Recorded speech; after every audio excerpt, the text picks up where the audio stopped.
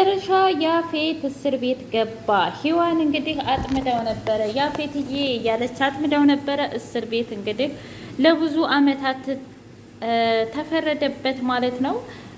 በልጆች እንግዲህ የህፃናት ዝውውር፣ ህገወጥ ዝውውር እንዲሁም ደግሞ ሴቶችን ለባለ ሀብቶች በመሸጥ እንዲሁም ደግሞ የበፊት ቢኒያምን ያደረገው ወንጀል በሙሉ ተጠራቅሞ እንግዲህ እድሜ ልክ እስራት ተፈረደበት። በጣም ያሳዝናል። ነገር ግን የእጁን ነው ያገኘው። ኢፍራታዬና ናታንዬ እንግዲህ ፍቅራቸውን ቀጥለው መብሩክ ብለናል። ብራምባ ሰብረው እንዲሁም ደግሞ ተጋብተዋል ማለት ነው። እልል እያላችሁ ፍቅራችሁን ግለጹላቸው። የእውነት ደስ ብሎኛል ማለት ነው።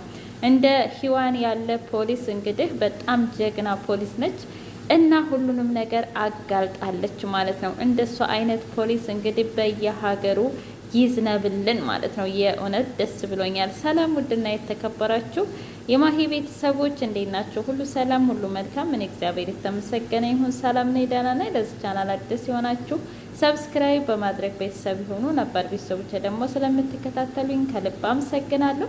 ሐረግ ድራማ እንደቀጠለ ይገኛል። እንግዲህ ናታንና ያፌት ወንድማማቾች ናቸው እና ሁሉንም ነገር ተናዘዘ።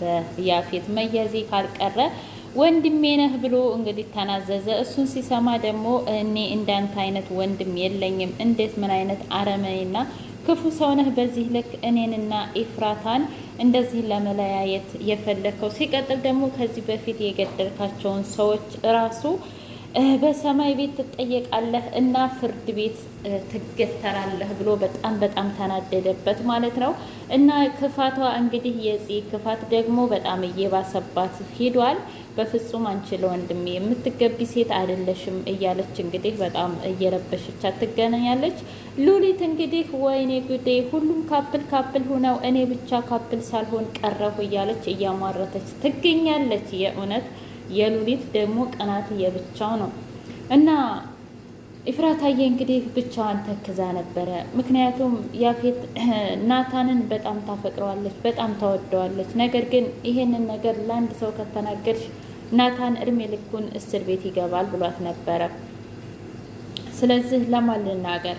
ለፖሊሶች እንዳትናገር ናታንን ይገሉባታል። ደግሞ ይሄንን ነገር ለናታን እንዳትናገር ለናታን ከተናገረችው ናታን ሂጆ እጁን ይሰጣል። እንዴ ለኢፍራታ ሲል እኮ ብዙ ነገር አድርጓል አይደለም ይሄንን ነገር። ምክንያቱም ለኢፍራታ ሲል ቤዛን አግብቷል፣ ለኢፍራታ ሲል ደግሞ ሀብትና ንብረቱን በሙሉ አጥቷል። ስለዚህ እሱ ነገር ግራ በጣም አጋብቷታል። እናም በቃ አምላኪ ሆይ አረ ምን ላድርግ እያለች ነበር። እናቱ እንግዲህ መጠጡን ገልብጦ ጨርቅ ሆኖ እየመጣ ነበር። ኢፍራታዬ ደግሞ በመስኮት እያየችው ነበር። ወይኔ የኔ ናታን ብላ ልቧን ያዘች። ከዛም በኋላ ቆይ ከኔ ምን አተሽ ነው ሌላ ሰው ያፈቀርሽው? ቆይ ከኔ ምን አተሽ ነው እንደዚህ ያደረግሽው? እያላት ነበረ። ከዛም በኋላ ቢኒያምን አሁን ውሰደኝ፣ ኢፍራታ ክፍል ነው መተኛት የምፈልገው። ይህ እንግዲህ ያፌት ናታንንና ኢፍራታዬን ለማለያየት ደፋ ቀና እያለች ነው። ከዛም በኋላ አይ ለወንድሜ አትገባውም ነው ምልሽ ገኒ፣ እስከ ዛሬ አንቺ ቆይ እንድት ኢፍራታን በምን አይነት ብታያት ነው ጥሩ ልጅ ናት ደህና ልጅ ናት የምትዩ? በእሷ የተነሳ እኮ ነው ሁሉንም ነገር ያጣ ነው አለቻት። አረ ተይ ደግሞ ዛሬ ማን እንደመከረሽ አላቅም፣ ጨርሰሽ ተቀያይረሽ ተለዋውጠሽ መተሻል አለቻት። አረ እኔ ማንም አልመከረኝም፣ ነገር ግን በቃ አላደለ ዝሮ ያም ይሁን ይህ እኔ ኢፍራታንና ናታንን እለያያቸዋለሁ አለች። ከዛም በኋላ ብዬሽ ነበር እኮ አለች ሉሊት። ነግሬሻለሁ እኔ ለመጀመሪያ ጊዜ አንድ አይነት ሀሳብ አመጣን። በአንድ አይሆኑም በፍጹም ኢፍራታ ለናታን አትገባውም አለቻት ገኒ። አንቺ ደግሞ ምን ቤት ነሽ እስኪ ንገሪኝ። አንቺ ደግሞ ስለ ፍቅር ምን ታውቂያለሽ? እስኪ ንገሪኝ። ቤዚ እንግዲህ ከስር እንደምንም ብዬ መውጣት አለብኝ እያለችው ነው። ከዛም በኋላ ሂዊ ምን አለች? ኧረ ተይ ተረጋጊ። ቆይ አሁን ለምንድን ነው ከስር መውጣት የምትፈልጊው አለቻት። አይ እኔ እዚህ ከአሁን በኋላ ማንም ዘመድ የለኝም፣ ነገር ግን እዛ ሂጄ ብዙ የማስተካከላቸው ነገሮች አሉ። ስለዚህ ደግሞ ናታን ሲሰቃይ ማየት እፈልጋለሁ፣ በአይኔ በብረቱ እንዳይፈልጋለሁ። ማፍቀር ምን አይነት ስቃይ እንደው ምን አይነት መከራ እንደሆነ የሚያፈቅሩትን ሰው ማጣት ምን ያህል የሲኦል መንገድ እንደሆነ እሱን በአይኔ ማየት ፈልጋለሁ። በእርግጥ ወደ እኔ ህይወት ተመልሶ እንደማይመጣ አውቃለሁኝ። ነገር ግን እሱ ሲሰቃይ እኔ ሳይ ደስ ይለኛል ያኔ አለቻት። ኤፍራታዬ ስለ ቤዚ እያሰበች ነው።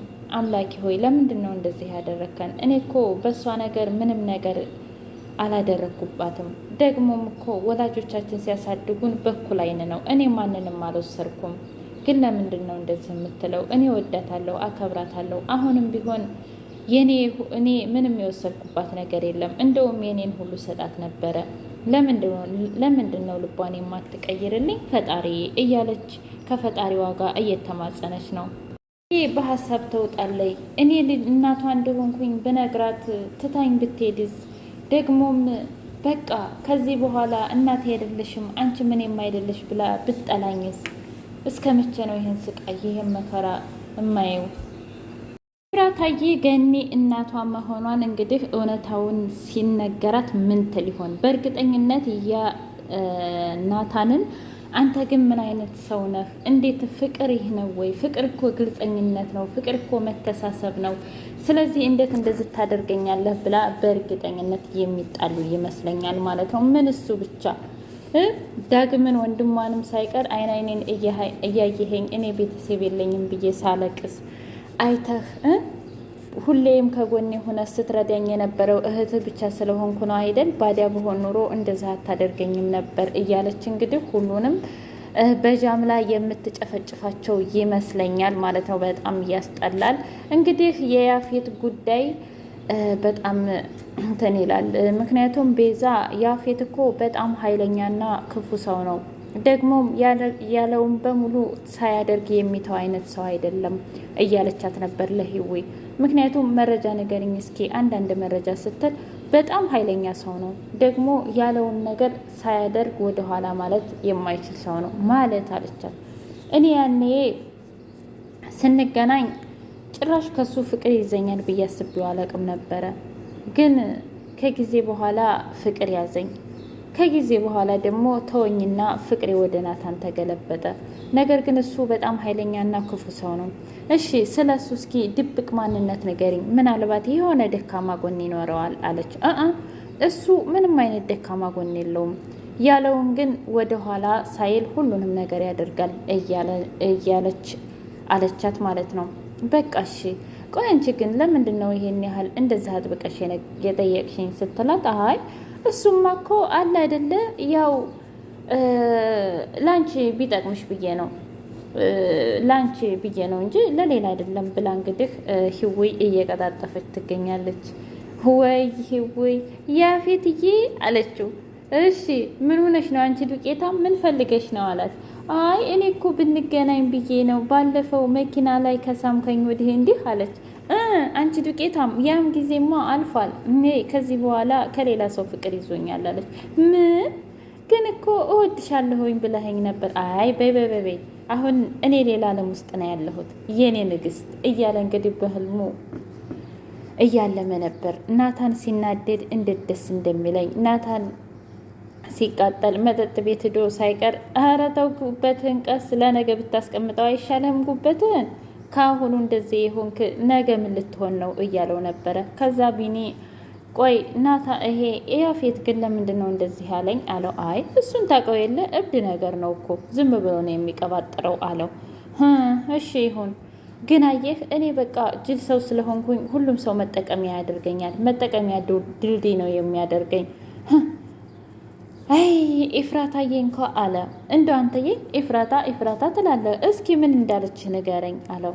ከዛም በኋላ ተው እባክህ በቃ ተው እሺ፣ ለማንኛውም ስትረጋጋ ትነግረኛለች፣ ችግር የለውም አለው።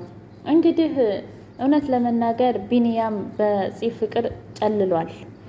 ግን እንደው አንዳንዴ ዳግም ፍቅር ይዞሃል ከሷ ሲለው ታውቃለህ አንዳንድ ጊዜ ባታስታውስ ሁሉንም ነገር ብዬ እላለሁ። ለምን ሲለው አይ ካስታወሰች እኮ የውሸት ፍቅረኛሞች እንደነበርን ከደረሰችበት ያኔ ሙሉ ለሙሉ ትጠላኛለይ አለው። አይ ላይሆንም እኮ ይችላል። ምናልባት እሷም ስሜት ሊኖራት ይችላል። አለው። አይ እንደዛ እንኳ አይመስለኝም።